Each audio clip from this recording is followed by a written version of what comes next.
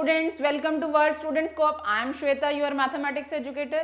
So my dear students, हम अपने last class में chapter 2 linear equations in one variable कर रहे थे, जिसमें हम उसके प्रॉब्लम क्वेश्चंस कौन से स्टेटमेंट क्वेश्चंस कर रहे थे, जिसमें एक्सरसाइज के हम क्वेश्चन नंबर 11 तक कर चुके थे. जो बाकी के रेस्ट ऑफ द क्वेश्चंस हैं वो आज हम करेंगे. तो देखते हैं बाकी के क्वेश्चंस किस टाइप से हैं. तो लेट्स सी. क्वेश्चन नंबर 12 है. क्या है क्वेश्चन नंबर 12? रीड करते हैं. 15 years from now Ravi's age will be 4 times his present age. What is Ravi's present age? ये तो पिछले वाले क्वेश्चन से सिंपल है. लग रहा है आपको इसमें कोई बहुत ज़्यादा कॉम्प्लिकेशन है? फिर भी लग रहा है तो हमने वही क्या फॉलो करना है, जो भी दिया है उसको लिखते जाना है. वो कह रहा है कि 15 years from now, मतलब आज से 15 ईयर बाद क्या होगा? रवि की एज 4 टाइम हो जाएगी, 4 गुना हो जाएगी. कब से? उसकी आज वाली एज से. क्या कहा है कि रवि की एज आज से 15 साल बाद उसकी एज की 4 गुना एज होगी. पर वो आज की एज है कितनी वो नहीं पता. तो जो नहीं पता उसको तो एज्यूम करना पड़ेगा. तो लेट अस एज्यूम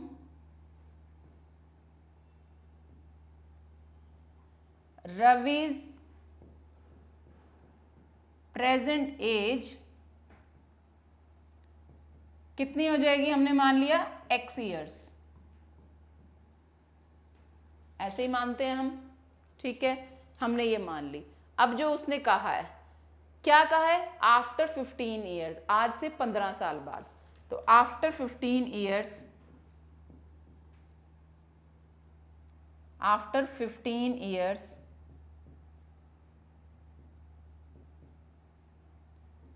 15 ईयर्स के बाद कितनी हो जाएगी? 15 ईयर्स रविज एज कितनी हो जाएगी? x plus 15 years. आज उसकी x है, 15 ईयर बाद x प्लस 15 हो जाएगी. ये तो इतनी बात लिखी. पर और कंडीशन क्या लगाई है उसने कि जो 15 ईयर बाद वाली जो एज है किसके बराबर है? वो आज की एज के 4 गुना. तो अकॉर्डिंग टू क्वेश्चन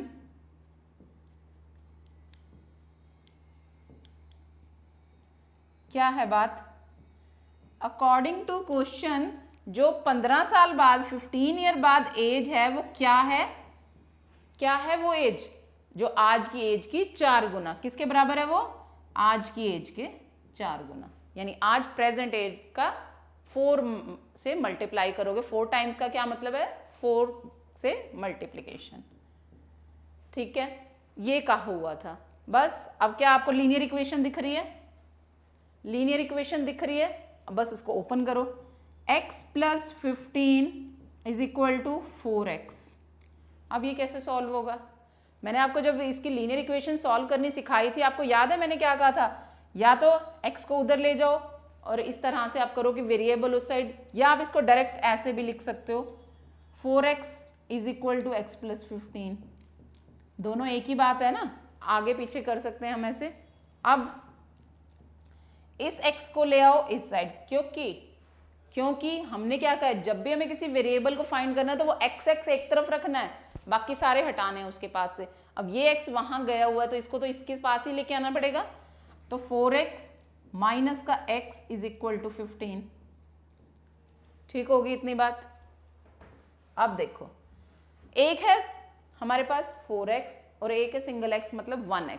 तो 4x minus 1x 3x is equal to, यहाँ पे कर रही हूँ मैं, ये नहीं बनाना है, ये तो सिर्फ मैं आपको इंडिकेट कर रही हूँ कि यहाँ कर रहे हैं. 3x is equal to 15. अब यहाँ से x की वैल्यू क्या हो जाएगी? 3 यहाँ मल्टीप्लाई में है, राइट हैंड साइड जाके डिवाइड 3 से. 3 5 जा, यानी कि x की वैल्यू कितनी आ गई? 5.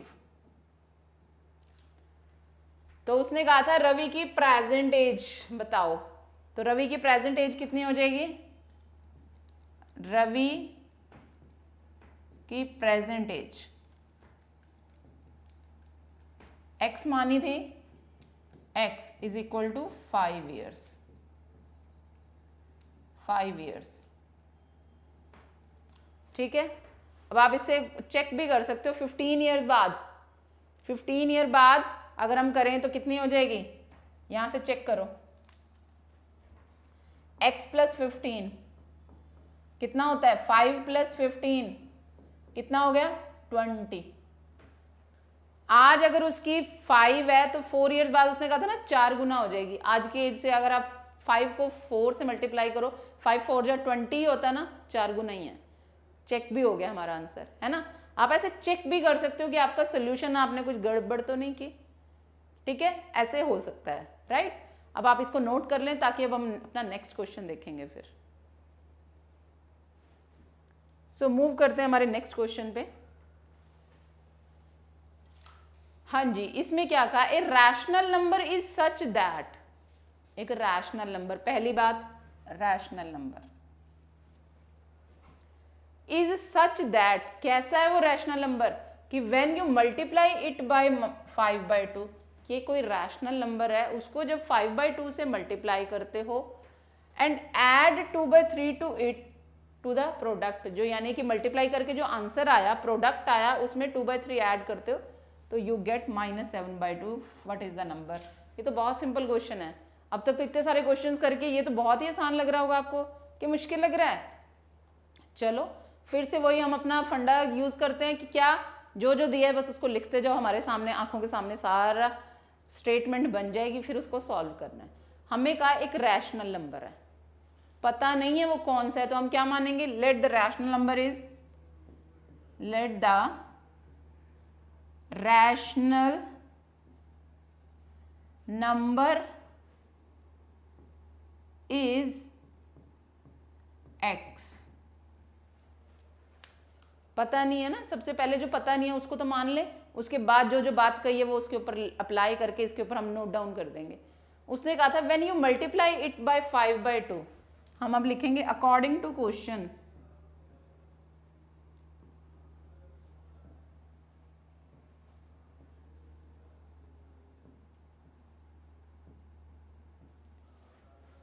जब इसको हम 5/2 से मल्टीप्लाई करें, जब 5/2 से मल्टीप्लाई करेंगे, इतनी बात मैंने नोट कर ली कि when you multiply it by 5/2, इस नंबर को 5/2 से मल्टीप्लाई करोगे एंड ऐड 2/3 टू इट, और इसमें 2/3 अगर ऐड कर दोगे तो क्या मिलेगा हमें, इसको करने के बाद हमें मिलेगा -7/12। ठीक हो गया, ये बात कही थी। अब आपको यहां से लग रहा है कि कुछ रह गया और इसमें कुछ भी नहीं रहा, एक लीनियर इक्वेशन बन गया जिसको हमें सॉल्व करना है। अब कैसे करेंगे, वही फिर बात, x वाली टर्म को एक तरफ रख के बाकी सब इसके पास से हटा देना है। तो क्या बनेगा, ये 5/2x is equal to -7/12 plus का 2/3 है, राइट में जाके माइनस का 2/3, 5/2x इज इक्वल टू, अब 12 और 3 का एलसीएम लेना है, 12 और 3 का, 3 4 जा, 3 1 जा, 4 1 जा, यानी 3 4 जा 12, एलसीएम आ गया 12। 12 को 12 से डिवाइड किया 1, 1 को 7 से मल्टीप्लाई किया, ये आ गया माइनस। 12 को 3 से डिवाइड किया 4, और 4 को 2 से मल्टीप्लाई होगा 8। ठीक है, क्या बना यहां से 5/2, इसको मैं यहां कर रही हूं आगे continue, 5/2x is equal to minus का 7 माइनस का 8, दोनों है माइनस, माइनस माइनस होता है प्लस 15, साइन पर माइनस का नहीं छोड़ सकते, माइनस आएगा ही, अपॉन में 12, इतना आ गया। हमें तो सॉल्व तो x को करना है, यानी x के साथ अभी भी जो नंबर है उसको भी उसके पास से हटा दो। x is equal to minus का 15/12, जो नंबर यहाँ डिवाइड में है वहां जाके हो गया मल्टीप्लाई में, जो मल्टीप्लाई में वो हो गया डिवाइड में। ठीक है, 5 3 जा, 2 6 जा, 3 1 जा, 3 2 जा, तो यानी x की वैल्यू कितनी आ गई, x is equal to minus का 1/2। ये आ गया rational number. What is the number, ये रैशनल नंबर है ना p/q की फॉर्म में। ठीक है, चैप्टर 1 किया है, रैशनल नंबर p/q की फॉर्म में है ये। ठीक है, तो यही नंबर इसमें फाइंड करना था बस, इसमें तो कुछ भी नहीं था, इतना सा क्वेश्चन था। नोट कर लो इसको भी, फिर हम मूव करते हैं, हमारा नेक्स्ट क्वेश्चन देखते हैं क्या बोला है उस क्वेश्चन में।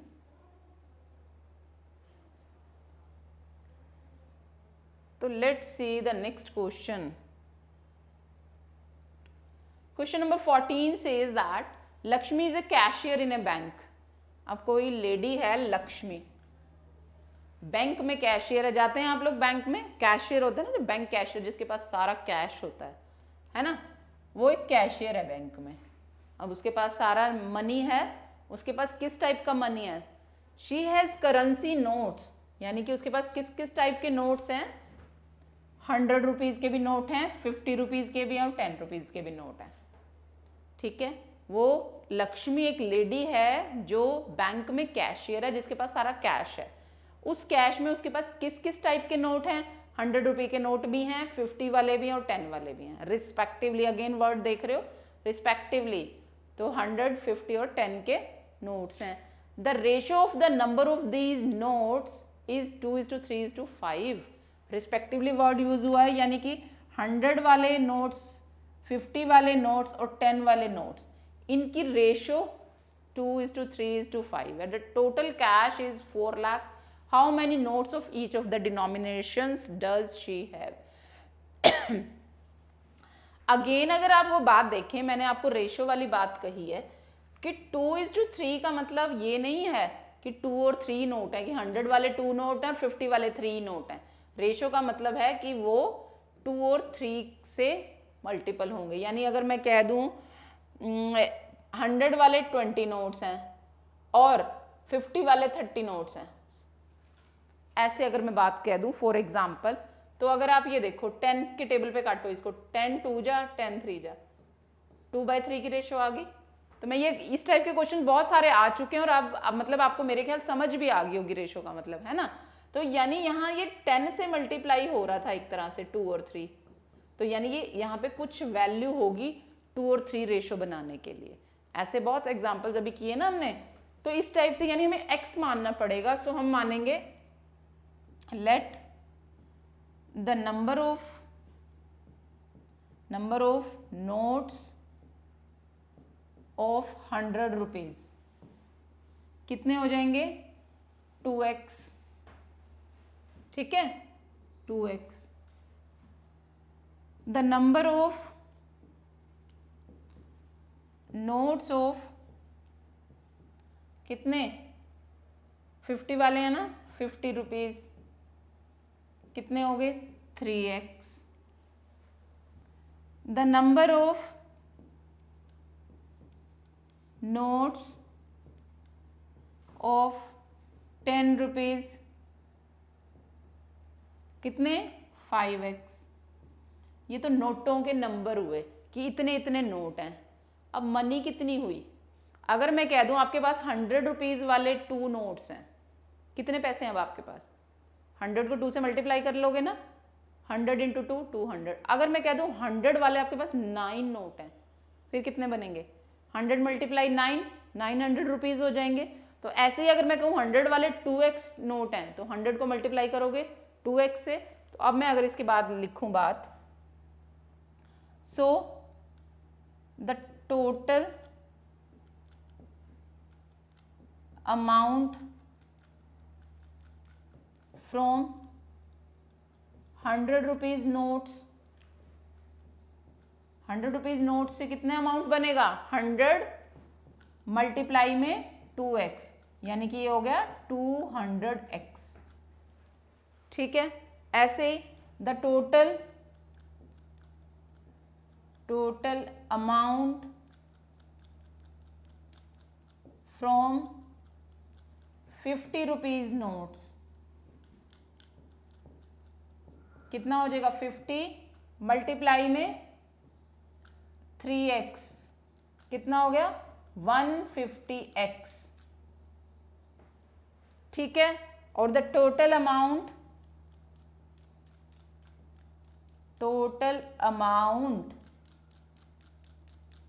फ्रॉम 10 रुपीज नोट कितना हो गया, कितने, 5x। तो यानी 10 मल्टीप्लाई में 5x, कितने हो गए ये 50x, यानी कि इतने इतने रुपीज हो गए। ठीक है, इतने इतने रुपीज हो गए। 100 रुपीज, 100 वाले नोटों से इतने रुपए बन रहे हैं, 50 वाले नोटों से इतने रुपए बन रहे हैं, और 10 वाले से इतने रुपए बन रहे हैं। अब देखो, according to question, according to question, क्या है क्वेश्चन के अकॉर्डिंग? टोटल हम ये कह रहे हैं ना, 100, 50 और 10 वाले नोट थे, उससे हमें पता चल गया 100 वाले इतने रुपीज हैं हमारे पास, 50 वाले इतने रुपीज हैं और 10 वाले इतने रुपीज हैं, पर टोटल रुपीज भी उसने बताए हुए 4 लाख। तो यानी कि जब इन सबको आप ऐड कर लो, 200x plus 150x plus 50x किसके इक्वल बनेंगे? 4 लाख के।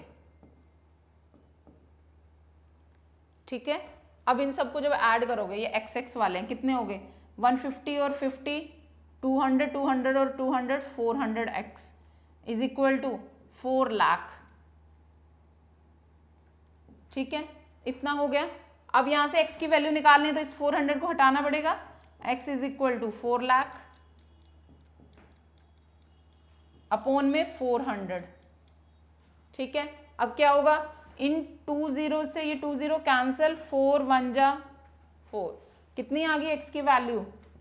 1, और कितनी जीरोस बैलेंस बच गई? 1 2 3, यानी 1000। x की वैल्यू आ गई 1000। तो यानी कि कितने, उसने कहा था how many notes of each of the denominator, तो नोट्स कितने मानने थे 100 रुपीज वाले? 2x। तो कितने हो जाएंगे? अब लिखोगे आप, number of notes of 100 rupees कितने हैं वो? कितने हैं वो? 2x, यानी कि 2 मल्टीप्लाई में x कितना आया? 1000, यानी कि 2000 नोट्स हो गए। ठीक है, यानी कि 100 वाले 2000 नोट्स हो गए। ऐसे ही नंबर ऑफ कितने? 50 rupees, number of 50 rupees notes कितने हैं? 3x, 3x मतलब कि 3 मल्टीप्लाई में 1000, 3000 नोट्स हो गए। ठीक है, और ऐसे ही नंबर ऑफ 10 रुपीज नोट्स कितने हैं वो? 5x, 5x मतलब कि 5 को मल्टीप्लाई करना है 1000 से, 5000 नोट्स।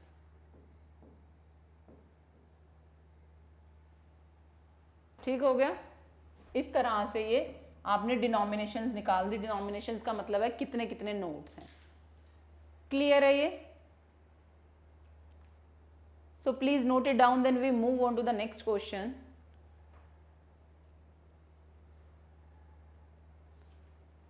देखिए क्या है इस क्वेश्चन में। The question number 15 says that I have a total of rupees. ये फिर से करेंसी वाला क्वेश्चन है, पैसों वाला क्वेश्चन है, मनी वाला क्वेश्चन है, पर इसमें क्या कॉइन्स की कुछ बात कही है। आई have a total of rupees 300, कि मेरे पास टोटल 300 रुपीज हैं, इतनी बात कही है इसमें। आगे क्या कहा है? इन कॉइन्स, कॉइन्स हैं, क्या क्या डिनोमिनेशंस हैं? 1 रुपी के कॉइन है, 2 रुपी के कॉइन है एंड 5 रुपी के कॉइन है। ठीक है, 3 तरह के कॉइन्स हैं, 1 वाले कॉइन्स हैं, 2 वाले और 5 वाले कॉइन्स। अब इतनी बात तो समझ आ गई, आगे पढ़ें क्या बात कह रहा है। The number of 2 rupee coins is 3 times. अगली बात को समझो कि 2 रुपी वाले कॉइन कितने हैं? 3 times the number of 5 rupee coin. ये नहीं पता कि कितने कॉइन्स है, बस ये कहा है जो 2 वाले कॉइन है 3 गुना है 5 रुपी वाले 5 रुपी वाले कॉइन से, और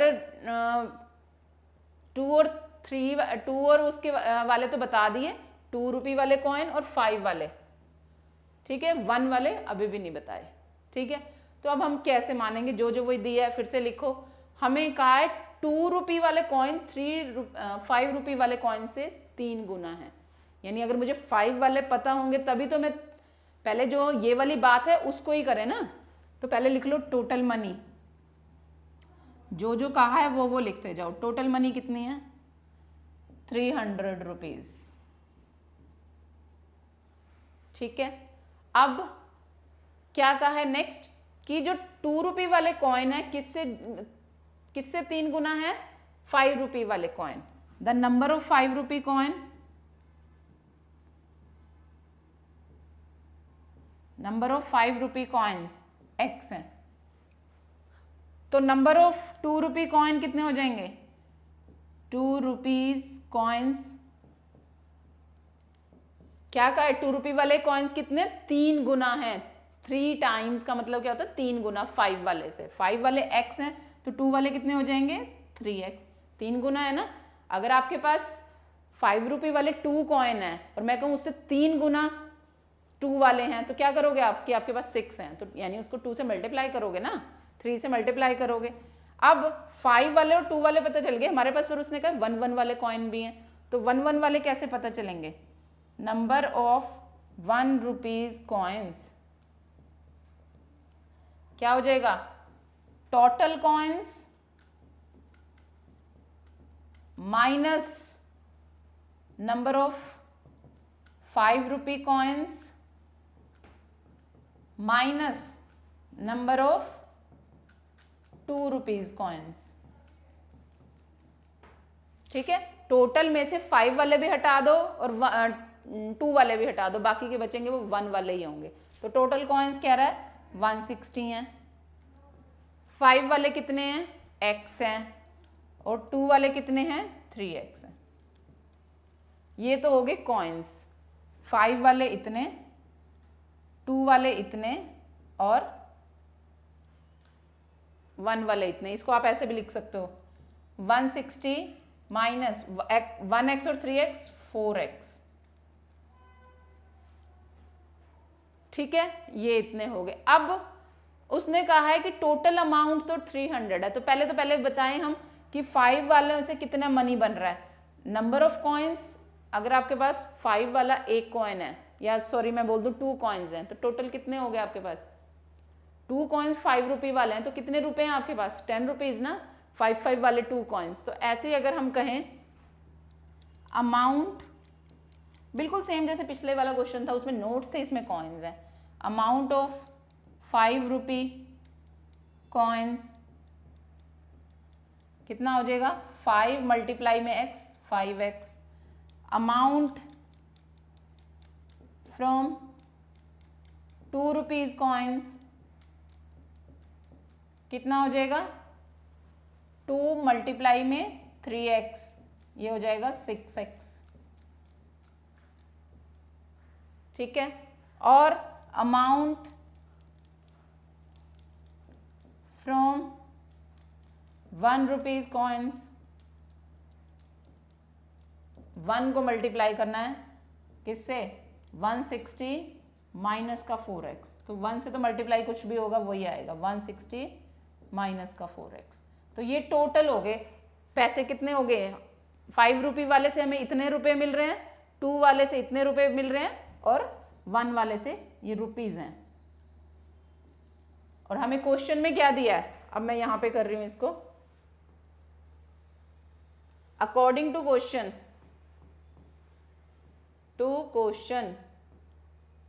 क्या दिया है अकॉर्डिंग टू क्वेश्चन? कि सारा अमाउंट मिलके कितना है हमारे पास? 300 रुपीज। तो क्या क्या करेंगे हम? Add 5x plus 6x plus 160 minus 4x is equal to 300। ठीक है, अब देखो x वाले 5 और 6 11 minus 4 7x is equal to, ये 160 यहाँ प्लस का, राइट हैंड साइड जाके माइनस का, क्योंकि हमने x वाले एक तरफ बाकी दूसरी तरफ। 7x इज इक्वल टू 300 में से 160 माइनस होंगे तो ये बचेगा 140, और x is equal to 140 divide में 7 2 जा, यानी कि ये आ गया 20। x की वैल्यू आ गई 20। यानी 5 रुपये वाले कॉइन कितने हैं 20। बस यहाँ पे वही कहा था how many coins of each denomination, कि हर तरह के कितने कितने कॉइन्स हैं। तो 5 रुपये वाले कॉइन्स कितने थे x, और x की वैल्यू आई है 20। उसके बाद 2 रुपये वाले कॉइन्स कितने थे 3x, यानी कि 3 मल्टीप्लाई में 20 60, ठीक है।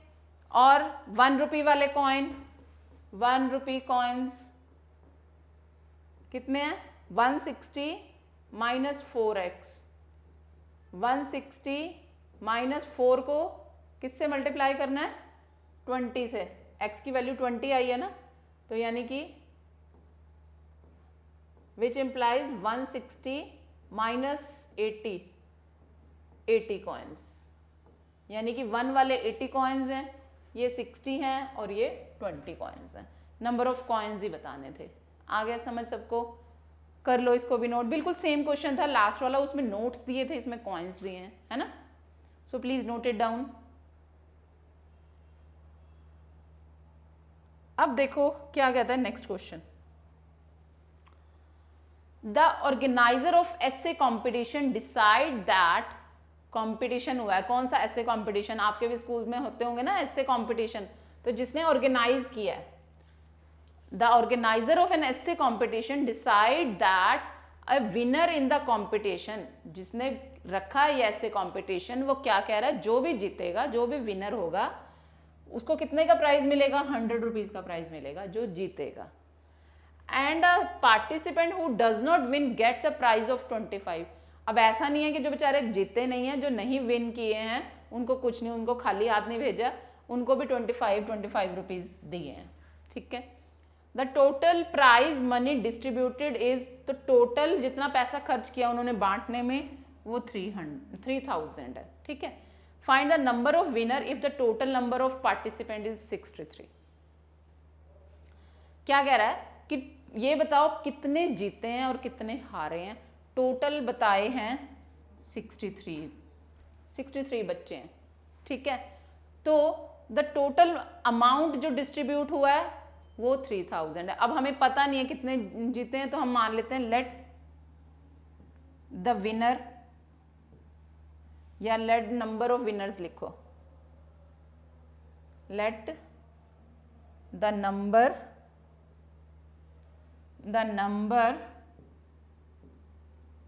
Of winners, number of winners कितना है x मान लो, है ना, एंड नंबर ऑफ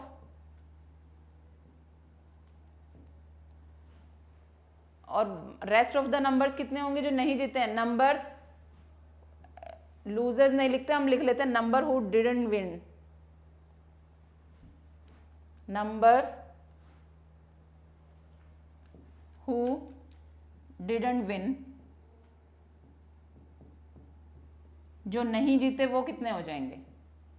टोटल 63 हैं, उसमें से x जीत गए, मान लो मैं कह दूं 63 बच्चे हैं, उसमें से 20 जीत गए, बाकी के कितने बचे 63 माइनस 20 करके 43 निकालोगे। ऐसे ही यहाँ पे मैंने x कहा है, तो 63 में से x माइनस कर देती हूँ, वो जो नहीं जीते, ठीक है। अब जो जीतते हैं हर बच्चे को कितने कितने रुपीज मिले हैं 100। अगर एक बच्चे को 100 मिल रहे हैं, तो अगर 10 बच्चे हैं तो उनको कितने मिलेंगे 10 इंटू 100। तो ऐसे ही money distributed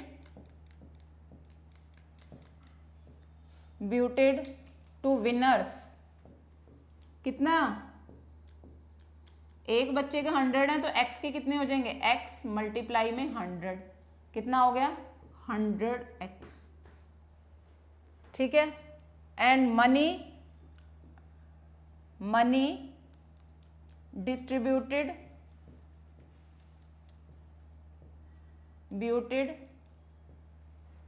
to the participants लिख लो, या टू द पार्टिसिपेंट्स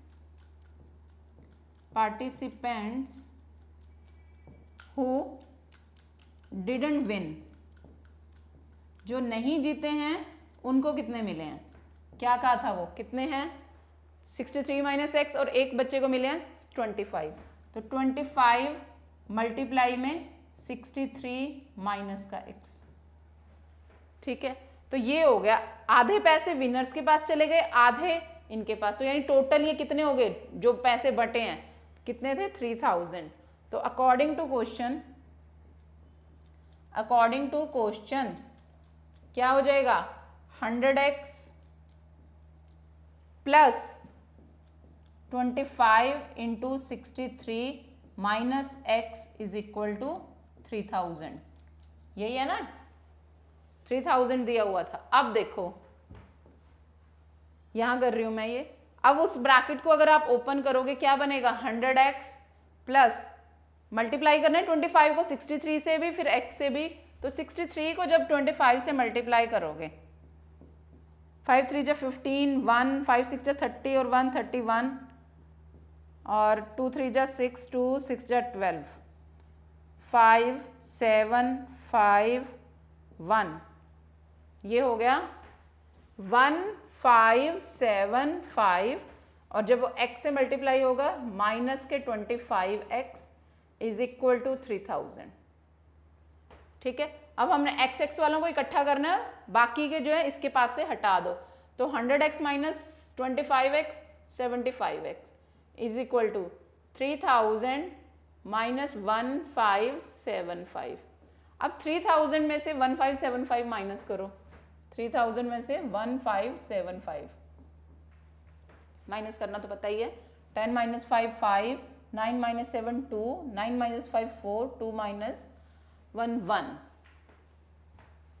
कितना आ गया ये 75x इज इक्वल टू 1425।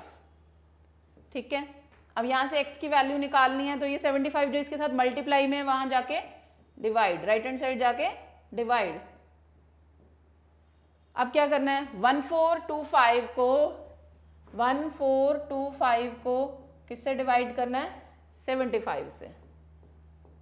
अब बस डिवीजन के लिए देखो कितने 3 2 पर 2 5 जा 10, ज़्यादा हो जाएगा 1 पर ही जाएगा 75, 12 माइनस 5 7, 13 माइनस 7 6 5। अब देखो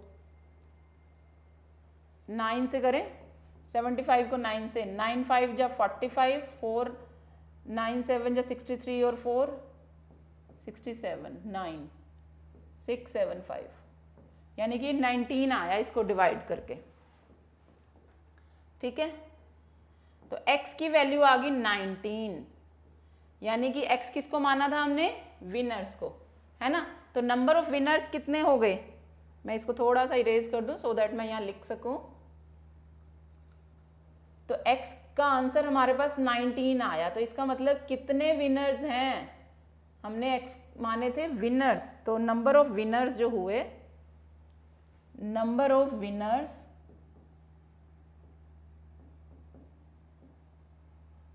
वो माने थे x, और उसका आंसर कितना आया है 19। ठीक है, और बाकी के उसने पूछा था ना, ये था उसने पूछा था यहाँ पे, ये देखो the total prize money this, और यहाँ पे ये बताया हुआ था, तो हमें बताना था ऑर्गेनाइजर, यहाँ पे पढ़ो एक बार, द ऑर्गेनाइजर ऑफ ऐसे competition decide this and a participant, ये है the total prize money distribute, find the number of winners. तो यहाँ पे नंबर ऑफ विनर्स ही पूछे हुए थे, तो वो हमने बता दिए, है ना। 19 विनर्स हैं, जो नहीं जीते वो 63 में से माइनस हो जाएंगे। हमें इतना पूछा था तो आप इतना ही लिख सकते हो इसको। क्लियर है, ये सबको समझ आ गया, सो प्लीज नोट इट डाउन। तो इस तरह से रजे आपने अब सारे इसके ऊपर जो linear equation in one variable में आपने क्या देखे, जो इसके स्टेटमेंट प्रॉब्लम्स थे। कुछ भी मुश्किल नहीं था, आपको स्टेटमेंट को रीड करके नोट डाउन करना है, बस उसको एक बारी रीअरेंज करके आपके पास स्टेटमेंट आ जाएगी, उसको सोल्यूशन फाइंड करना है। अब ये एक्सरसाइज हमने कंप्लीट कर ली है, आप इसको प्रैक्टिस करेंगे सो दैट कि आपको ये रिवाइज हो जाए कि कैसे आपको स्टेटमेंट्स बनानी होती हैं। तो अब हम नेक्स्ट क्लास में नेक्स्ट टॉपिक के साथ मिलेंगे। अभी आज के लिए इतना ही, थैंक यू।